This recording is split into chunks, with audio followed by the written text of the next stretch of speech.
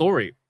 It's a really weird story, by the way, with Last of Us. I don't really know what to make of this, guys. So apparently, The Last of Us Part 3 is getting more and more theories about it. I don't know why people are even theorizing about The Last of Us Part 3, but I mean, here we are, right, at this point. So The Last of Us Part 3 theories are supposedly getting hotter as a former Naughty Dog developer claims that Neil Druckmann apparently has plans, and this shit pisses me off because this is like taking your canon and throwing it out the fucking window. Now let's be fair. He's already done that, so it doesn't really matter. But still, right? Still. Apparently he has plans for an entire congregation of immune people, meaning that it is no longer going to be a story about how special Ellie was because she was immune. Now, apparently, there's going to be an entire fucking congregation of immune people.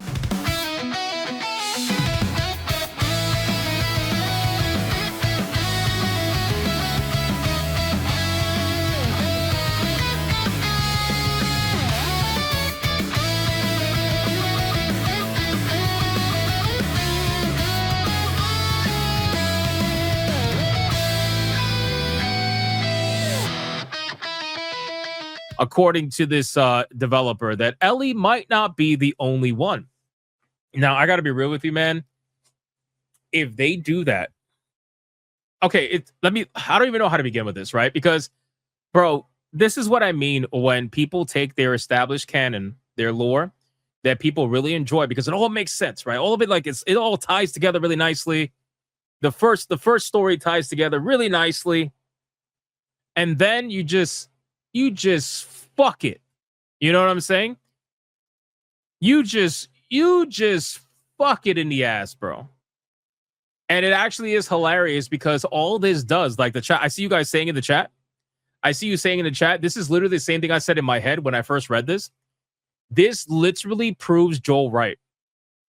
If this is to be believed, if this headline is to be real, then that means that this proves Joel right. Joel was right in the first game, and Joel was right in the second one. And he died for no reason. He died for no reason. Joel was right. Joel was right. Fuck. I mean, oh my God, bro. What is with this where people want to take, like, you build up an entire story. You made an entire fucking first game about this girl being the special one that nobody quite understands why she is immune to the affliction. And you end up making a story, which, by the way, if it would have came out today, would have been called the pedo story, but probably not because PlayStation fanboys would have went crazy if you would have called it a pedo story. But anyway, you make it a thing where you make this girl into a super special person. She's the only one who is immune to the affliction that's going on in the world right now. Honestly, this sounds like a fucking weird fan fiction, to be real with you. But you built an entire first game around that.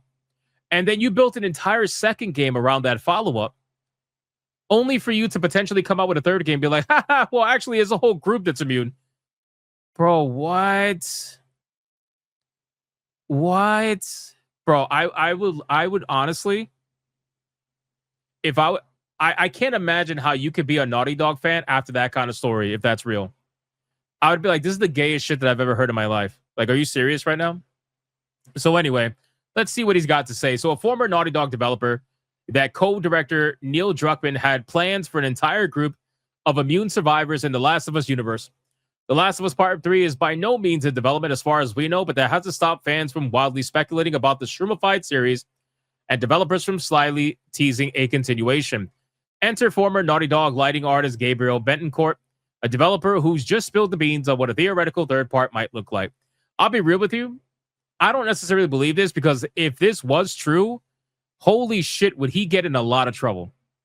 He would get in so much trouble letting this information out. I feel like he's only letting this information out because he knows it's not true.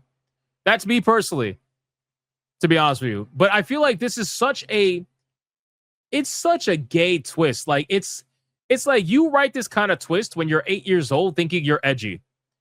You know what I mean? Like you're trying to figure out a story. You're like, oh, how can I do a M. Night Shyamalan ding dong twist? Oh, I know. Let's take the whole concept of having one special person who's immune, who you were about to sacrifice their life to try to experiment on them in the hopes to find a cure, but not actually being able to potentially find a cure, and then shit on it by making an entire group of random ass people that nobody's ever heard of to have a cure, or I'm sorry, not a cure, to be immune. It's like, are you fucking kidding me right now? This is the way. This is wait, what? Sarriade says this is the hey, drop this leak type thing. Oh, so you think that? Do you think that this is one of those situations where they're putting it out there as a leak to test to see what people's reactions to the ending might be, or like to the story? I mean, that's possible. It definitely has happened in the past, but I just don't like. Why would you even think about this? Who the fuck would even think about this as an ending? Loin said the Mist movie ending, but a whole ass game. Again, Shamalama Ding Dong, man. The endings don't make sense half the time. Right? So anyway, this is a test control of the narrative. I mean, maybe. Listen, you can put the tinfoil hat on. I'm all there with you. I just don't know if that's necessarily the case. But in any case, speaking to Kiwi Talks, Betancourt recalls a conversation that he apparently had with Neil Druckmann about Ellie's immunity to the fungal virus that turned seemingly everyone into a flesh-eating monster. In that conversation, Druckmann allegedly revealed that several people are immune, and there's a whole congregation of that kind of person. What the fuck? That would be the gayest thing that I've ever heard. What I want to do is I want to tell a more sophistication story with multiple characters and kind of expand on that. Ellie's immunity is obviously integral to The Last of Us. The entire first game is all about escorting her to the Fireflies to potentially invent a cure. But more than that, her possibly being the only person immune to the cordyceps is what fuels most of the story's drama. It's what makes Joel's decision at the end so divisive. It's what informs her guilt and complicates her grief in the sequel. Yeah, none of that matters. Literally, none of that matters. Throw it out the fucking window if this is true. Which, again, I don't think it is. I want to be very clear. I don't think it's true. You were so mad at the Mist ending? Bro, the Mist ending was fucked up. If you guys never saw The Mist, such a fucked up movie. It really is. It really is. And it's one of those things where it's like, I feel like you did that ending just to be a dick.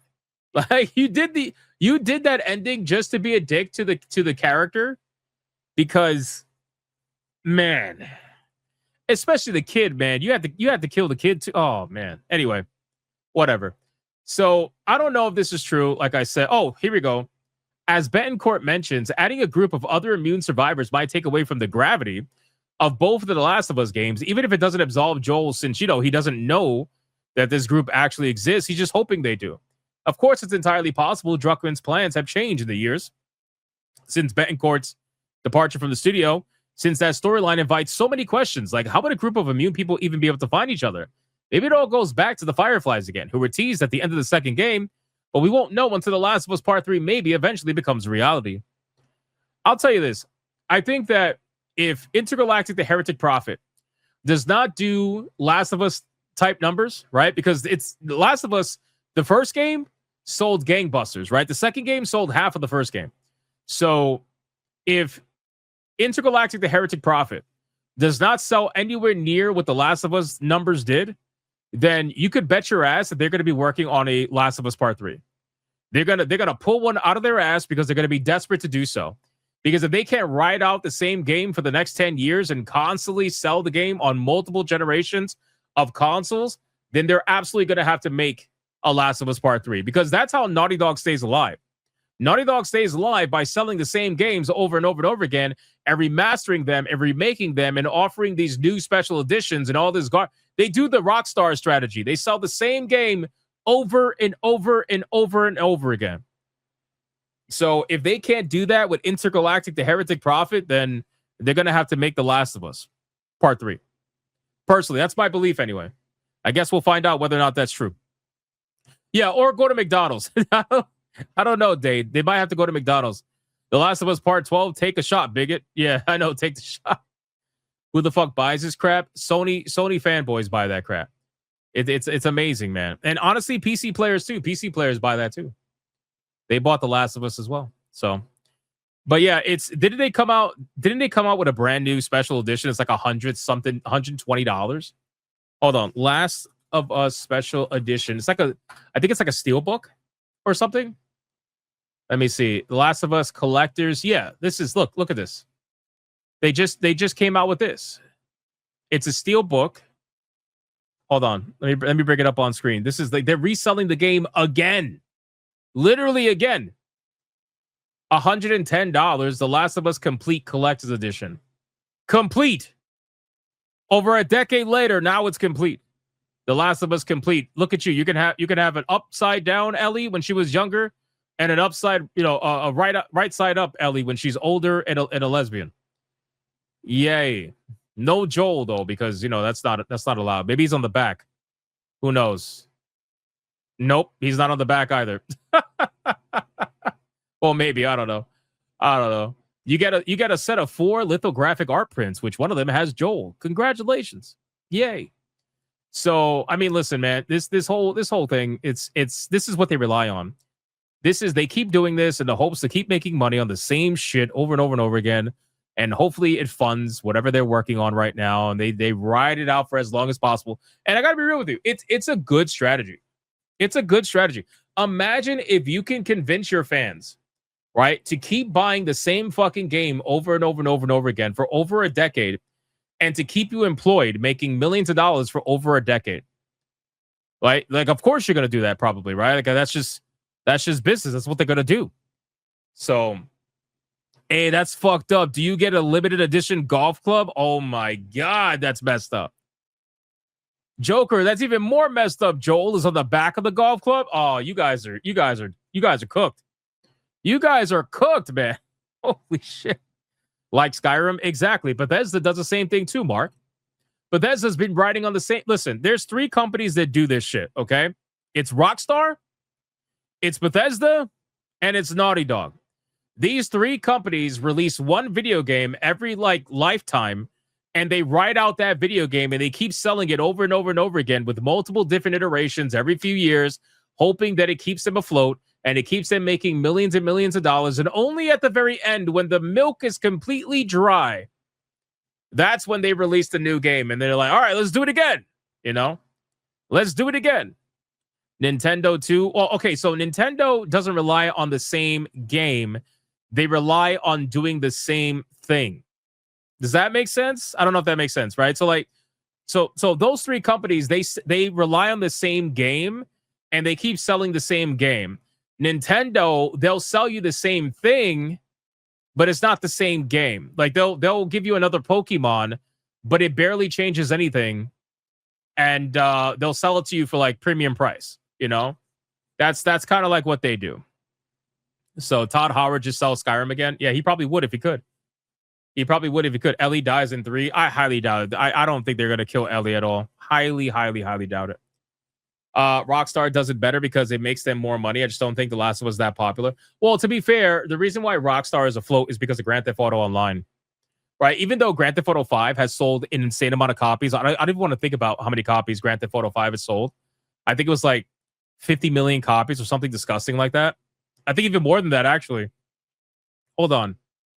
How many copies of GTA 5 sold? Bro, oh my God, brother. They sold 225 million copies. What am I talking about? Oh my God, bro. Oh my God. 225 million copies. 220. Oh my God. Oh my God. I want to vomit. I literally just want to vomit right now. It's crazy. Anyway, 225 million copies of Grand Theft Auto 5, but Grand Theft Auto 5, on top of Grand Theft Auto Online, keeps them alive for many, many, many, many, many years. And they don't have to put out anything. Like they can write out Grand Theft Auto 5 and Grand Theft Auto Online for the next 10 years and be perfectly fine. You guys know that, right? Like, I'll give you an example. If PlayStation, don't tell me you're going to play GTA 6. I'm not, unless it comes out on PC. I've said that already. I don't care about missing out on the opportunity to play it day one as a streamer. If I were to play GTA 6 day one as a streamer, I would get a ton of views, a ton of viewers come in. I would get all that shit. I don't give a fuck. I'm literally not going to play it day one because I don't want to buy it on PS5 personally. But what I will say is that Grand Theft Auto 5, let's say PlayStation 6 comes out and they didn't want to release Grand Theft Auto 6, I guarantee you they would make a remastered PlayStation 6 version of Grand Theft Auto 5. They would sell that and it would sell millions of copies. Guaranteed. I'm not even kidding. It's sad, but it's true. If they wanted to ride these games out for another 10 years, they absolutely can, and there'll be no problems, financially anyway. You know, and to be honest with you, they probably will still probably do that. They probably will do that. They probably will sell Grand Theft Auto 5 at a cheaper price for PlayStation 6 while they have Grand Theft Auto 6 out as well at some point later down the line. You know? So that's just what it is, man. What can you I don't even know what to even say at this point. But in any case, that's what's going on with The Last of Us.